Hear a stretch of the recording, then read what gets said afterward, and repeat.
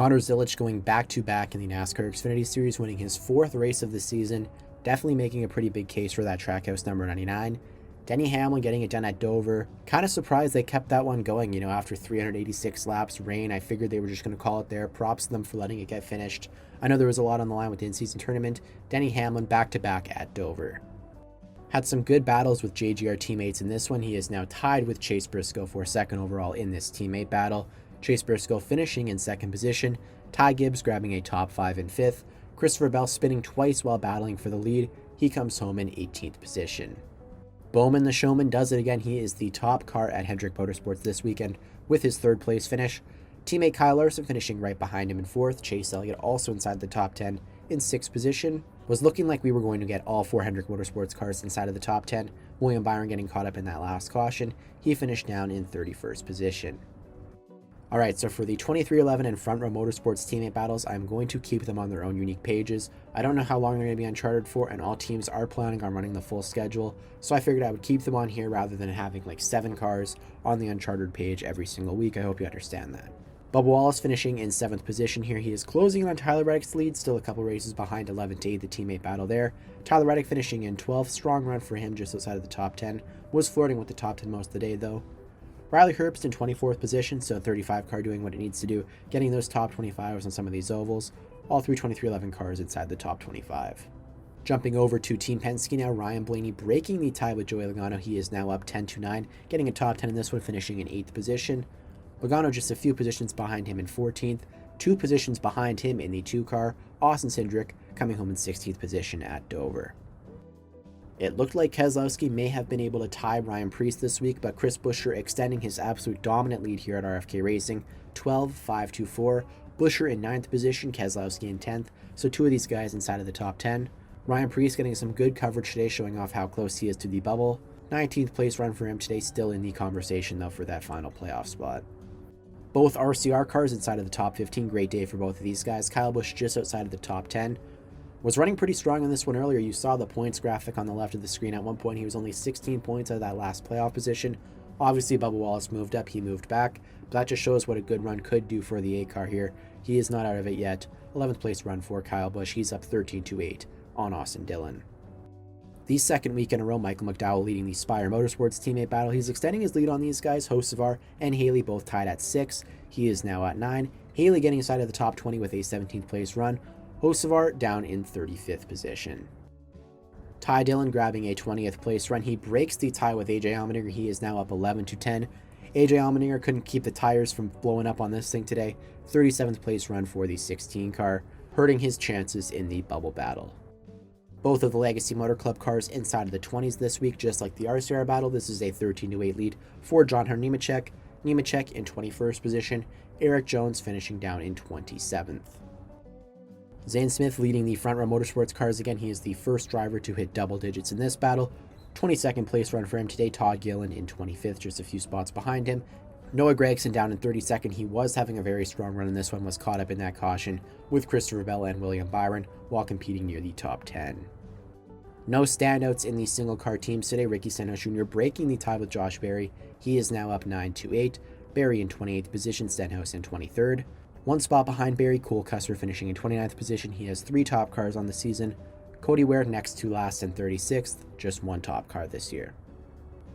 And our last team, Trackhouse Racing, going from winning the last 2 races, not even a car in the top 25 this week. Daniel Suarez in 26th place. He breaks the tie with Shane Van Gisbergen, now up 6-5 on him, but behind Ross Chastain, who is leading this battle at 10. Chastain in 33rd position. Shane Van Gisbergen in 30th after losing a few laps early in this one due to a tire issue.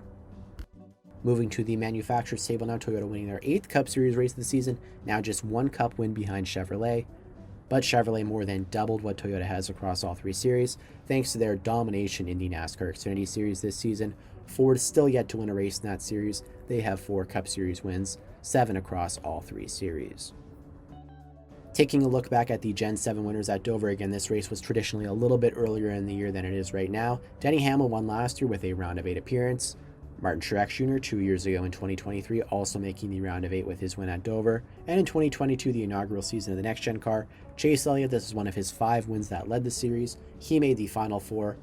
If you win at Dover, you typically go pretty deep in the playoffs. I'm sure Denny Hamlin is looking to replicate that and at least improve on that and get a Final Four run this year. Outside of the 2311 and Front Row Motorsports cars that we've already talked about, one other Unchartered entry in this one, JJ Alien, the number 44 for NY Racing. He finished in 34th position.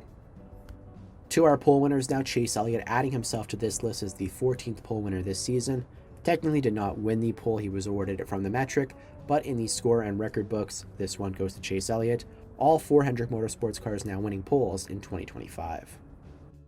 Chase Elliott also adding himself to the stage winners list here. I was quite surprised to see the 9 car had not won a stage this year. He joins his other Hendrick Motorsports teammates of William Byron and Kyle Larson as stage winners. The 4th Hendrick Motorsports car, Alex Bowman, yet to win a stage.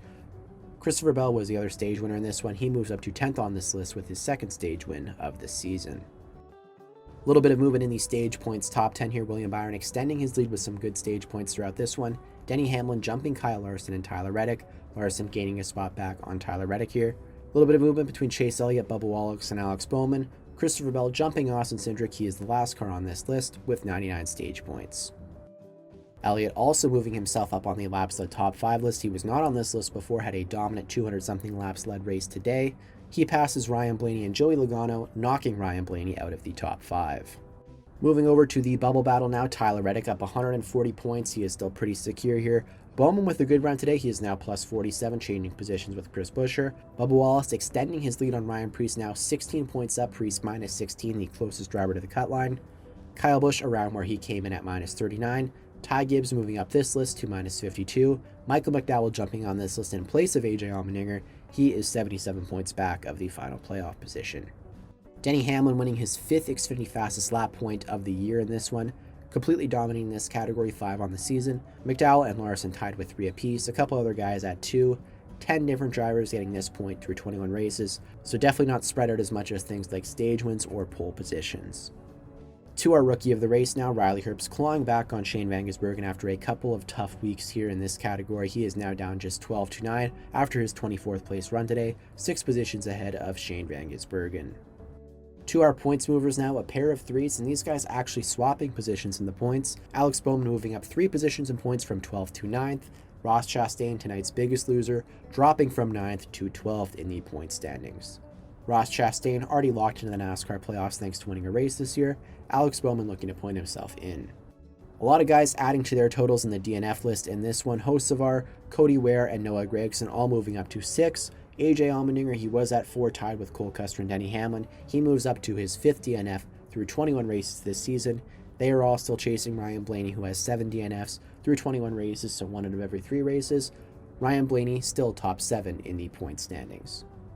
And the Brock Beard last car finisher, AJ Allmendinger, extending his lead on the top of this category as well. His 3rd last car finish of the season. Riley Herbst, the only other driver with more than 2 last car finishes for the 35 car. 18 different drivers through 21 races, finishing dead last. Thanks for watching.